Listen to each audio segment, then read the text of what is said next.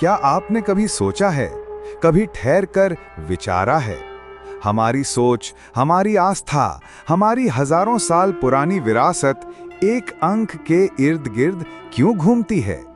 वो अंक है 3।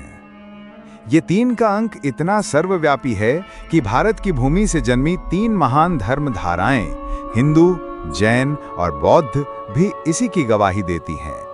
हर धारा में मुक्ति का मार्ग 3 स्तंभों पर खड़ा है।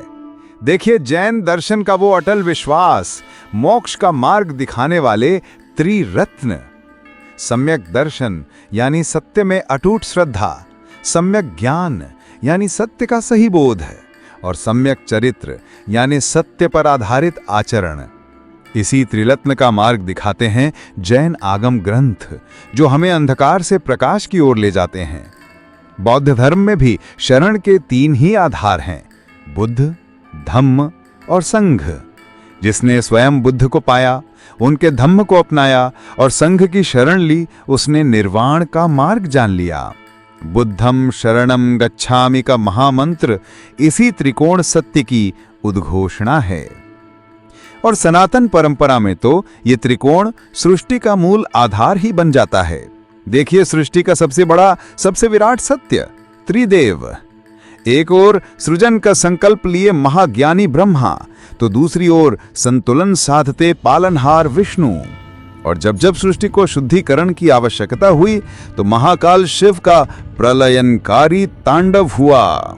सृष्टि, स्थिति, संहार, यही 3 विधान तो इस कायनात की धुरी हैं। और इन त्रिदेवों की शक्ति भी, वो भी 3 है।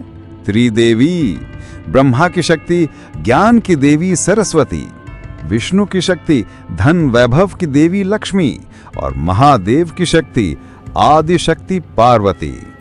ज्ञान, ऐश्वर्य और शक्ति, इन 3 के बिना सृष्टि की कल्पना भी असंभव है। जब हमारे ऋषियों ने ज्ञान के स्रोत को खोजा, तो उनके समक्ष प्रकट हुई वेदत्रयी, ज्ञान की वो 3 पवित्र धाराएं जिनसे सभ्यता का सिंचन हुआ।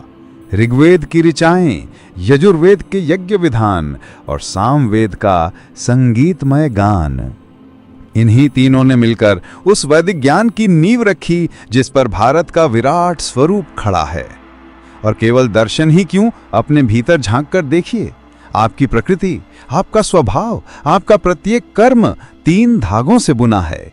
3 गुण, सत्व यानी पवित्रता और शांति, रजस यानी जुनून और कर्म, और तमस यानी जड़ता और अज्ञान। आप और हम इन्हीं 3 गुणों के संतुलन और असंतुलन का ही तो खेल हैं।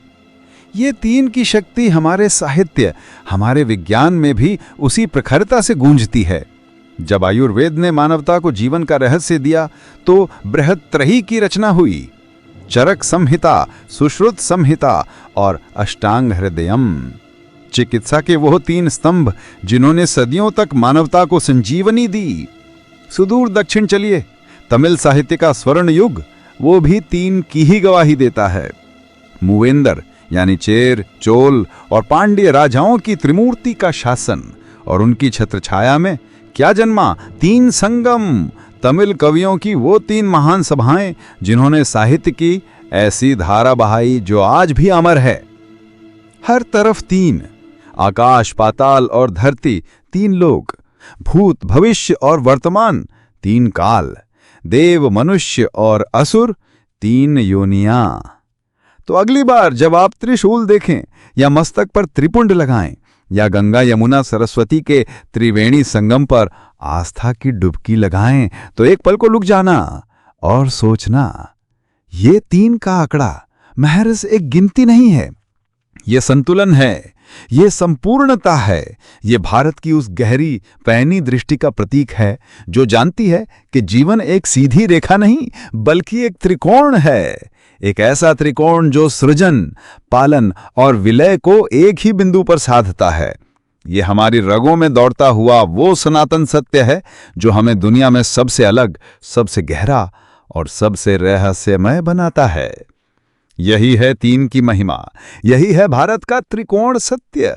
और आज इसी त्रिकोण सत्य ने, इसी दिव्य शक्ति ने हमारे आंगन में एक नया रूप लिया है। हमारे घर तीनों लोकों की स्वामिनी का आगमन हुआ है। एक ऐसी देवी जिसमें सरस्वती का ज्ञान, लक्ष्मी का ऐश्वर्य और पार्वती की करुणा समाई है। इस वरदान को, इस ईश्वरीय कृपा को हमने एक नाम दिया है, त्रयीशा, हमारी त्रयीशा।